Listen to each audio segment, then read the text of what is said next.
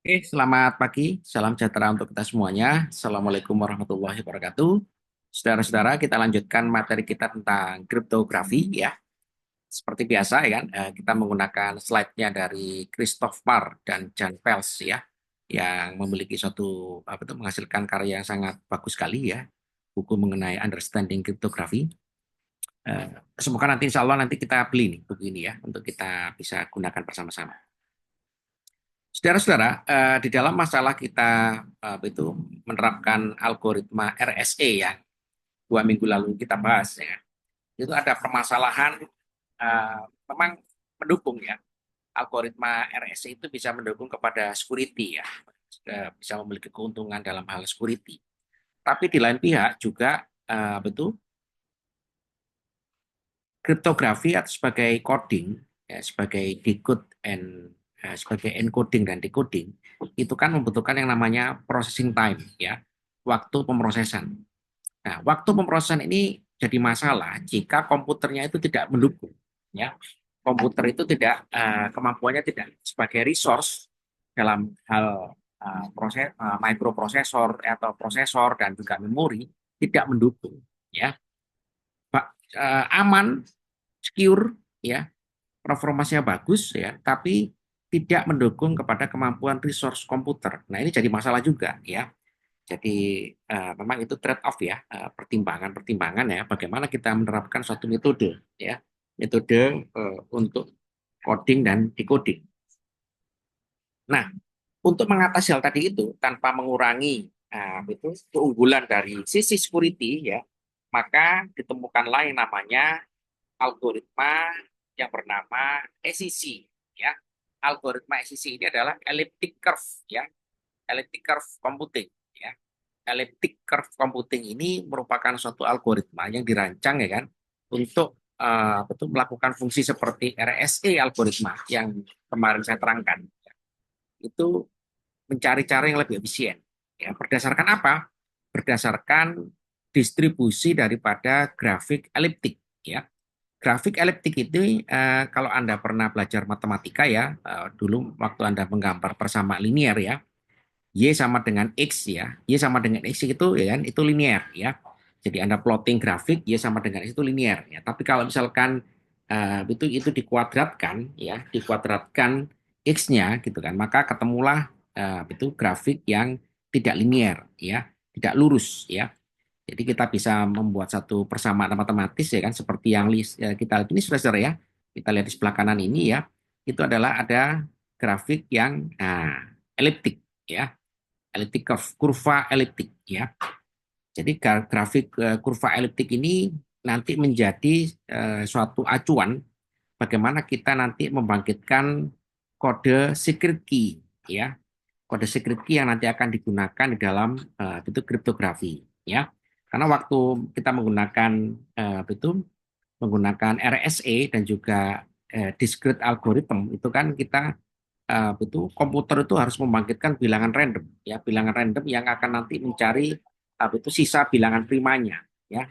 Modulo bilangan prima itu ya, itu kan itu sangat besar sekali ya, misalkan 100 bit ya kan, itu kan berarti harus bisa itu membangkitkan gitu kan bilangan 100 bit ya, yang itu tidak mudah ya bagi komputer itu zaman dulu ya. Tapi kalau zaman sekarang sih relatif bisa ya. Cuman kan pekerjaan komputer itu bukan satu-satunya masalah coding dan decoding ya. Tapi juga ada masalah processing-processing yang lain ya. Nah, untuk mengatasi hal tadi itu saudara-saudara, tanpa menurunkan kemampuan security-nya gitu kan, maka didesainlah algoritma elliptic curve computing sebagai metode untuk melakukan pembangkitan secret key ya, secret key yang nanti akan disematkan dalam decoding maupun juga encoding seperti itu ya. Jadi basisnya adalah kita gitu kan, komputer ya, itu nanti mendesain satu algoritma elliptic curve ini ya. Kemudian secret key nanti akan dipetakan berdasarkan daerahnya elliptic curve. Nah, gitu konsepnya ya. Jadi nanti itu kode-kode bilangan ya, itu nanti dibangkitkan dari konsepnya kurva eliptik ini. Nah, begitu ya. Paham saudara-saudara ya? Halo? Halo. Ya, Pak. Ya, terima kasih ya. Nanti kalau ada yang kurang jelas bisa ditanyakan langsung ya. Ya, Pak. Ya, oke. Memang ini kriptografi ini sangat-sangat itu matematis sekali sebetulnya ya. Walaupun dia itu bentuknya adalah coding ya, algoritma ya, tapi sangat matematis sekali karena memang kita membangkitkan itu coding ini ya untuk melakukan decoding atau juga encoding ya, itu memang berdasarkan formula matematis ya. Nah, ini saudara ya. Jadi kalau misalkan kita melakukan encoding dan juga decoding berdasarkan algoritma RSA ya, yang kemarin saya terangkan ya, maka kan dia harus bisa menggenerate bilangan integer ya. Yang bilangan integer itu nggak kecil ya, lebih dari 1.000 bit ya. Nah, 1.000 bit ini kalau mau dibangkitkan oleh komputer gitu kan, maka paling tidak komputer itu membutuhkan kemampuan prosesor ya. Itulah basisnya adalah lebih dari 32 bit ya, atau juga 64 bit ya. Dan itu sangat besar sekali dan juga cukup sangat berat ya, sangat berat. Tapi memang unggul, security-nya unggul ya, sulit untuk mendikut ya kalau kita tidak memiliki secret key yang sama ya, secret key yang sama dari proses encodingnya ya. Nah, karena itu untuk mempermudah ya, untuk memper atau menyederhanakan ya, membuat sederhana algoritma RSA tadi itu ya, maka dibuatlah elliptical curve computing ini ya. Tujuannya adalah agar ukuran daripada bilangan integer itu lebih ringan ya, tapi memiliki satu pola bilangan integer itu berada di dalam wilayah kurva ya, wilayah elliptic curve ya, sehingga apa, sehingga bilangan-bilangan integer itu nanti bisa dibangkitkan lebih efisien ya, antara 160 sampai 256 bits. Nah, gitu ya. Jadi direduksi seperempat kalinya ya, seperempat kalinya. Nah, tapi karena polanya eliptik ya, jadi bilangan integer yang dibangkitkan secara random ini di bawah wilayah eliptik ya, sehingga apa? Wilayah eliptiknya itu nanti itu akan sulit juga dipetakan ya. Yang linear aja gitu kan, 1.000 bit aja sudah sangat sulit gitu kan, apalagi polanya dibikin curve. Nah, itu juga semakin sulit ya, semakin sulit artinya security-nya semakin bagus ya, seperti itu. Nah, saudara-saudara, nah, berarti apa? Untuk bisa mereduksi bilangan bit tadi itu, maka bilangan-bilangan bit itu kita bikin suatu fungsi ya. Bilangan bit artinya bilangan integer ya, yang akan dibangkitkan sebagai secret key, itu kita batasi. Dibatasi di mana? Dibatasi di dalam area wilayah kurvanya ya. Kurva eliptik ini ya. Nah, dengan cara seperti ini,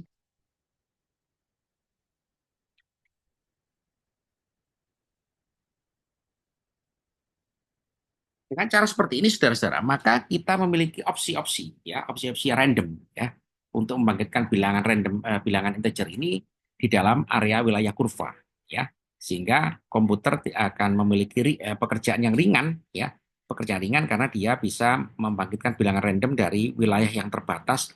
Pak, kenapa kalau nggak tidak buat linear? Nah, itu, ya, kalau linear kan itu besar ya bilangan bitnya ya.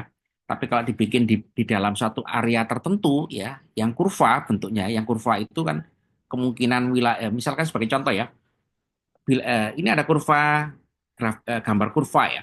Gambar kurva ini saudara, kalau kita membangkitkan bilangan random di area ya, area di dalam kurva ini itu kan sulit ya, sulit untuk ditebak ya, sulit sekali untuk ditebak gitu kan, bilangan randomnya di mana ini yang dijadikan sebagai secret key. Jadi secara probabilistik ya kan, itu bilangan random di bawah area kurva ini sudah ada, itu juga sangat sulit sekali ya. Nah ini ya, jadi itu berdasarkan kurva eliptik ini gitu kan, maka ini itu kita memiliki opsi yang juga itu sulit untuk ditebak ya sebagai secret key. Nah, gitu ya. Nah, kemudian bagaimana itu diterapkan ya, itu kurva eliptik ini ya. Nah, kurva eliptik ini sudah sebagai fungsi matematika ya. Fungsi matematika ya kan itu adalah kalau Anda dulu menggambar garis ya, menggambar garis apa itu fungsi ya. Sederhana adalah y sama dengan x plus a atau y x minus a ya. Ini apa itu bersama linear ya. Linear garisnya lurus ya. Y sama dengan X minus A. Itu linear ya di sebelah kanan di kuadran 1 ya. Nah, tapi kalau misalkan itu kita bikin kuadratik ya, orde kepangkatan dari variabel itu lebih dari 1, maka kita bisa mendesain fungsi gitu kan. Y kuadrat sama dengan X kuadrat plus AX plus B. Nah, itu ya. Sehingga kita bisa mendapatkan fungsi kuadratik non-linear ya. Yang itu bisa kita itu anggap sebagai pendekatan kurva, bentuk kurva. Nah, bilangan A, B itu adalah elemen daripada bilangan real, ya, bilangan real, ya, bilangan yang real, ya. Jadi kita memiliki bilangan real ya di dalam area kurva ini, ya, area kurva eliptik ini. Sehingga bilangan A dan B ini sudah sebagai anggota komponen bilangan real di bawah daerah kurva, maka kita memiliki suatu itu kumpulan-kumpulan angka atau bilangan ya yang randomnya itu terbatas di dalam area kurva ini. Nah, bilangan-bilangan real yang dibatasi oleh area kurva itulah yang nanti akan jadi kandidat secara random untuk dipilih sebagai bilangan integer untuk di-assign atau dipilih sebagai secret key di dalam metode encoding maupun juga decoding. Nah, begitu. Halo, saudara-saudara. Halo. Oke ya. Jadi bagaimana caranya? Caranya adalah kita bikin fungsi dulu. Ya, bikin fungsi dulu itu bilangan random ya. Mohon maaf, kita bikin fungsi dulu elliptic curve-nya ya. Ya, dengan rumus ini ya, Y kuadrat sama dengan X pangkat 3 plus AX plus B kan, plus modulus P ya. Modulus itu sisanya ya, sisa bilangan P-nya ya, atau sisa bilangan prime number-nya ya. Sehingga kita memiliki gitu kan, itu bilangan-bilangan yang itu berada di dalam wilayah kurva gitu ya, yang merupakan sisa daripada bilangan prima. Nah, itulah yang nanti akan kita assign sebagai secret key-nya seperti itu ya. Nah, dengan cara seperti itu, saudara-saudara, ya kan, kita memiliki suatu uh, positioning, gitu kan, bilangan-bilangan tadi itu ya, yang bersifat ada yang bersifat itu simetrik ya, P ya, dengan P minus ini komplementari ya, itu melengkapi satu sama lain ya, komplementari ya, sehingga kalau kita memiliki suatu bilangan itu yang positif ya kan pasti juga ada kawannya bilangan negatif ya. Jadi bilangan-bilangan ini saudara-saudara ya itu menjadi itu juga konsideran ya kan nanti bagaimana kita bisa memilih bilangan-bilangan itu yang random ini di bawah wilayah kurva ini apakah yang positif ataupun juga yang negatif seperti itu ya. Itu juga nanti bisa memperkuat secret key-nya yang kita gunakan ya. Nah, dengan cara seperti ini saudara-saudara, waktu kita generate ya, waktu kita membuat kurva ya, membuat kurva eliptik gitu kan, maka kita itu memiliki suatu daerah yang terbatas ya untuk membangkitkan bilangan random integer. Nah, bilangan random integer ini gitu kan bisa kita juga lengkapi tambahi dengan bilangan cross sectionnya dengan fungsi linear atau fungsi yang lain. Nah, cross section ini saudara-saudara atau irisan-irisan dari dua fungsi ini juga akan semakin memperkuat ya, memperkuat secret key yang akan dipilih ya.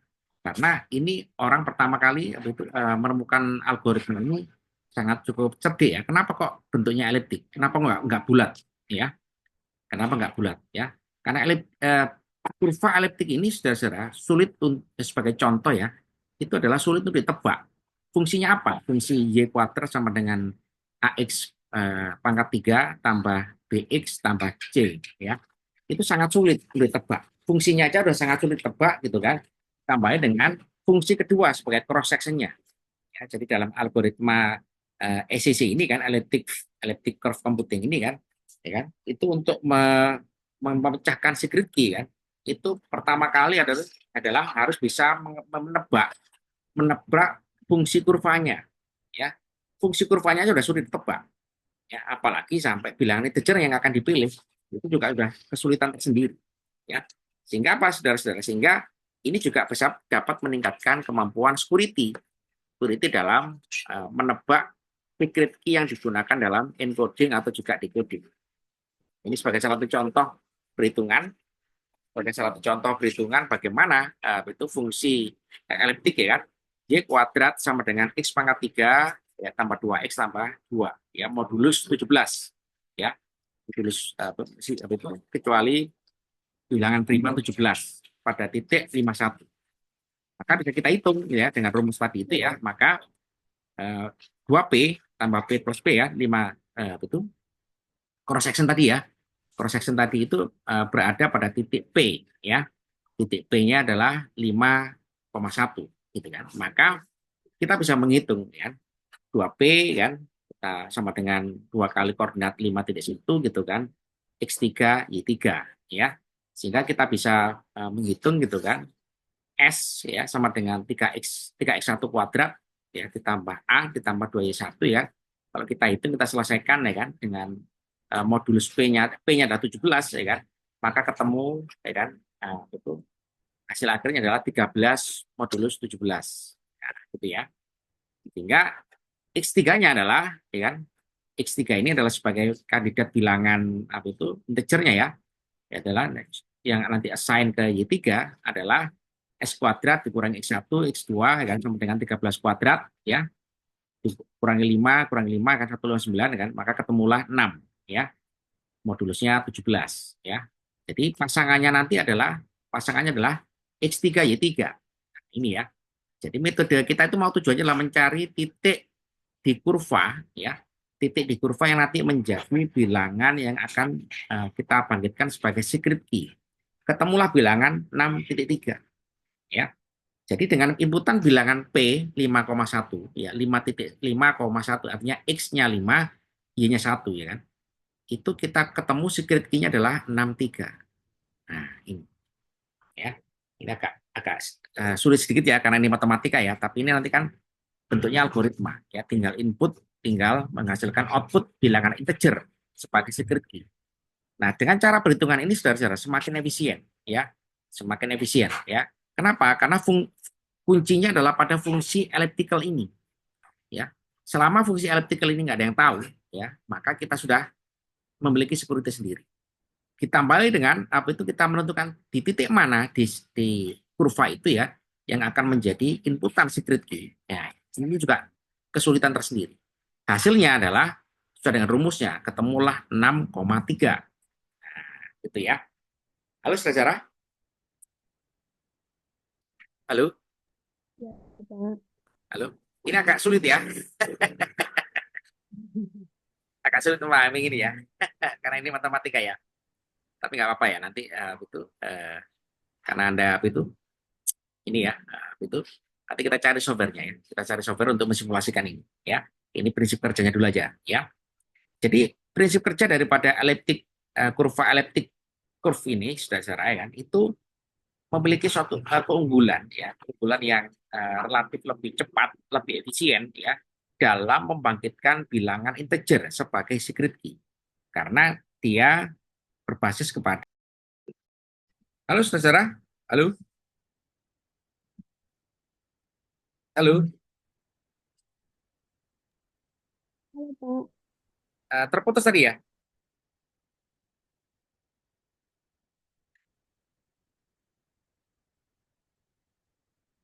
putus tadi ya, mohon maaf ya. Nah, oke, itu persamaan ini ya nanti akan kita simulasikan ya perhitungan ini minggu depan ya sebagai contoh bagaimana kita mencari secret key ya dengan persamaan model kurva ini.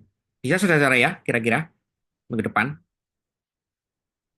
Halo, Baik, Pak. ya. Hmm. Nah, ini adalah salah satu contoh pemetaan daripada itu titik di elliptic curve ya di kurva elliptik ya dengan kurva elliptik yang kita sebutkan tadi ya yang kita gunakan ya kurva ini ya y kuadrat sama dengan x pangkat 3 plus 2x plus 2 ya modulus 17 ya maka kita bisa itu memetakan gitu kan semua titik di kurva tadi itu gitu kan kita mendapatkan secret key bilangan integernya ya 2P, 3P, 4P, 5P ya. Itu kita akan mendapatkan dengan 6,3, 10,6, 3,1, 9,16. Nah, ini ya. Jadi 6,3 ini adalah bilangan yang berada di wilayah itu di wilayah kurva ya, kurva persamaan tadi itu ya.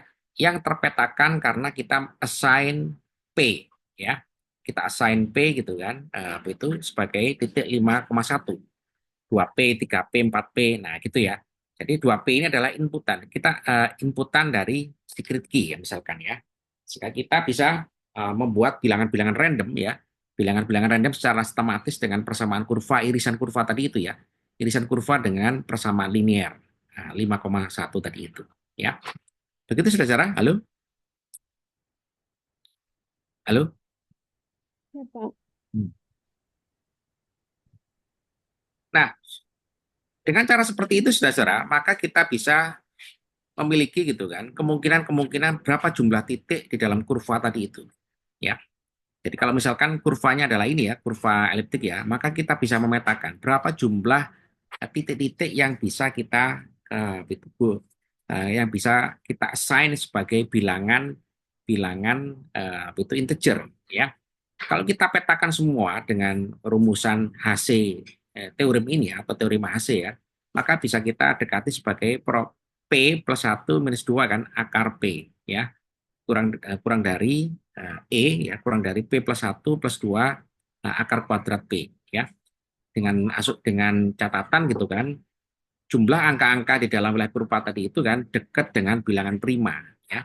Dekat bilangan prima, mana bilangan prima tadi kita set 17 ya, bilangan prima ini ya. Jadi bilangan prima 17 ini tidak sebagai acuan gitu kan berapa jumlah titiknya ya. Sebagai acuan maksimal berapa jumlah titiknya. Nah, gitu ya.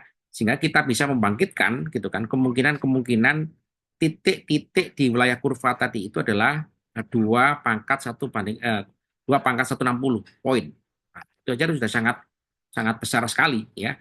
Kemungkinan koordinat angka koordinat ya di dalam wilayah kurva ini gitu kan yang bisa diassign sebagai bilangan integer yang nanti akan kita assign sebagai secret key. Nah, gitu sudah cara ya. Halo? Halo? Ya, Pak. Hmm. Nah, apa itu algoritmanya? Algoritmanya adalah bisa elliptic curve discrete logarithm ya. SCDLP ya. SCDLP ini apa itu algoritma ya yang dibangkitkan ya kan yang didesain ya kan untuk membangkitkan tadi ya bila itu persamaan kurvanya gitu ya. Kemudian cross section kurvanya gitu ya.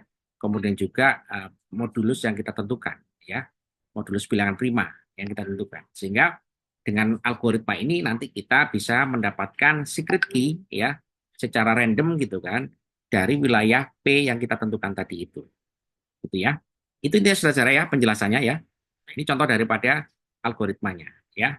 Algoritma untuk menentukan titik-titik P di dalam wilayah kurva tadi itu ya. Seperti itu. Coba nanti kita carikan ya. Kalau ini nggak ketemu kita carikan maka nanti kita kita simulasi sendiri ya. Nah, apa keuntungannya sudah saudara dari sisi security ya, dari sisi processing security-nya efisien ya. Efisien dan cepat ya karena dia tidak random yang bersifat infinite ya, random yang tidak uh, memiliki suatu batasan ya, batasan di dalam wilayah kurva. Kalau yang random secara umum itu infinite ya, infinite sesuai dengan kemampuan processing microprosesornya yang digunakan ya. Kalau dengan cara seperti ini maka kita bisa membangkitkan bilangan random secara sistematis berdasarkan cross section atau perpotongan grafik antara kurva dengan garis linier. Nah, seperti itu ya. Pak, boleh nggak Pak saya mendesain itu kurvanya itu bebas? Memang harus bebas. Kurva itu didesain bebas ya. Dengan persamaan tadi itu, B kuadrat sama dengan X pangkat 3 plus AX plus B. Seperti itu ya. Itu bebas ya, bebas sesuai dengan itu desainer daripada algoritmanya ya. Nah, saudara-saudara, itu ini salah satu contoh penerapannya dalam komunikasi data ya, komunikasi data jaringan komputer ya. Maka itu algoritma eliptik ini gitu ya digunakan sebagai key exchange ya, pertukar kunci ya, pertukar kunci gitu kan antara key publiknya ya kan dan key secretnya ya, bertukar kunci gitu kan, maka dia bisa melakukan setelah ketemu kuncinya ya antara Alice dengan Bob ini karena menggunakan algoritma yang sama ya, algoritma elliptic curve ya, maka dia bisa mendapatkan Alice dan Bob ini bisa sama-sama mendapatkan apa itu public key yang sama atau juga secret key yang sama ya, seperti itu ya. Begitu saudara. Halo, halo. Ya, Pak. Ya Pak, Jadi pahami ya saudara kira-kira ya. Nah, ya Pak. ini matematika ya. Nah, tapi pahami konsep besarnya dulu supaya nggak bingung ya. Karena itu memang komputasi itu memang sedikit banyak juga harus ada matematikanya ya supaya kuat itu pemahaman kita. Nah, saudara-saudara, unggul mana antara security aspek ya, keuntungan dari sisi keamanan gitu kan, antara elliptic curve computing dengan RSA computing ya. Kalau elliptic curve computing itu ya kan, itu bisa sampai 256 bit ya. Tapi kalau RSA yang kemarin kita 2 minggu yang lalu kita pelajari itu sampai 3076 bit ya. Jadi memang itu keduanya ini gitu ya sama-sama secure ya, sama-sama secure karena punya kombinasi bilangan yang sulit ditebak ya. 3076 bit ya, itu Anda kalau mau cracking suatu kombinasi angka sebagai security key ya, baik bersifat private maupun public ya kan, kita menebak dua angka aja udah susah pun kepalang ya. Jadi komputer takes time ya, takes time untuk menebak dua angka aja udah, dua kombinasi dua digit udah susah berkepalang. Apalagi nebak 3076 bit. Nah, itu sudah susah berkepala. Bisa ya. Komputer itu bisa menebak ya, tapi butuh waktu ya. Butuh waktu untuk menebak tadi itu. Apalagi 3076 bit, wah itu susah sekali ya. Susah sekali. Nah, tapi di dalam itu keunggulan daripada algoritma elliptic curve tadi ini yang sudah saya sampaikan di awal gitu kan. Ada kesulitan ya untuk menebak persamaan kurvanya ya. Persamaan kurvanya aja sudah sulit ditebak ya. Apa yang didesain persamaan kurva ini ya? Namanya juga kurva gitu kan, boleh dimodifikasi, boleh kurvanya bentuknya itu enggak ini ya. Bentuk kurva ini sudah seperti ini kan. Ini yang contoh saja. Tapi bentuk kurva itu boleh didesain gitu kan. Ada tambahan side loop-nya di sini boleh ya. Side loop ya anu ya bulatan ya. Bulatan yang apa itu tambahan-tambahan itu boleh ya. Semakin sulit kita mendesain persamaan kurvanya, itu aja sudah itu aja sudah kesulitan tersendiri ya. Apalagi sampai ditebak ya. Kemudian yang kedua adalah kesulitan dalam hal cross sectionnya ya, titik P tadi itu. Titik P sebagai cross section garisnya itu juga kesulitan tersendiri. Jadi di dalam algoritma ECC ini ya, elliptic curve computing ini ya, dengan contoh Diffie-Hellman protokol gitu kan, ini sudah sangat sulit untuk di crack ya, untuk crack sebagai apa itu sebagai cara untuk memperoleh atau menebak secret public key atau juga secret key seperti itu ya. Begitu saudara ya. Nah, akhirnya apa saudara? Akhirnya adalah algoritma ACC ini gitu kan, itu juga karena dia mengkomput dengan cara untuk berbasis pada kurva eliptik ya, yang memiliki cross section dengan titik P ya, garis linear titik P, maka kalau dihitung-hitung ya kan, itu ternyata nggak mudah juga ngitungnya ya. Untuk menghitung mendekode suatu secret key ya, atau public key kan, itu ternyata bisa sampai 2 milisecond per poin ya. 2 milisecond ini aja 2 milisecond udah waktu yang itu cukup besar ya, cukup besar gitu kan untuk menghitung gitu kan secret key gitu kan 26 bit ya, dengan microprocessor 3 GHz ya, 64 bit ya. Nah, butuh 2 milidetik ya. Jadi itu ini itu uh, sangat bagus ya untuk melakukan encoding dan juga decoding ya. Tapi kalau untuk microprocessor yang di bawah kemampuan ini gitu kan, ini juga akan bisa lebih dari 10 milisecond ya secara itu secara ini ya, secara simulasi ya. Nah, begitu saudara ya. Nah, jadi Elliptic curve computing atau juga kriptografi ini saudara-saudara ya kan, itu eh, pengembangan dari discrete logarithm dan juga RSA apa itu algorithm ya. yang itu bisa kita gunakan sebagai acuan ya kan, bagaimana kita nanti mendesain satu metode kripto ya yang itu lebih efisien, lebih secure ya, lebih memastikan itu aman gitu ya, tapi juga sesuai dengan kemampuan resource hardware yang dimiliki oleh penerapan daripada algoritma ini ya. Oke, silakan ada pertanyaan saudara. Halo, Ya, Pak. halo. Oke ya.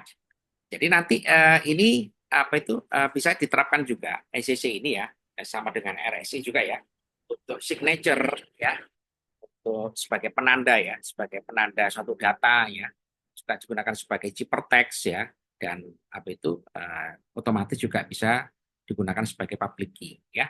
Demikian saudara ya. Halo. Ya, Pak. Oke ya. Minggu depan kita coba simulasikan perhitungan ECC ini ya, elliptic curve computing atau kriptografi ini ya. Sebagai contoh bagaimana kita memetakan secret key secret key-nya ya, atau juga public key ya. Bisa saudara minggu depan ya.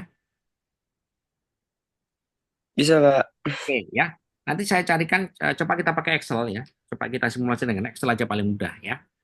Jadi kita membuat satu kurva ya dengan Excel ya. Kemudian coba kita tentukan itu assign daripada bilangan P-nya, kemudian outputnya apa ya, outputnya. Itulah kandidat daripada bilangan integer ya, yang nanti bisa diassign sebagai public key atau juga secret key ya. Demikian saudara ya. Oke, terima kasih ya saudara. Sampai ketemu minggu depan. Selamat pagi, salam sejahtera. Assalamualaikum warahmatullahi wabarakatuh. Waalaikumsalam, Pak. Waalaikumsalam. Makasih, Pak. Ya, ya, ya.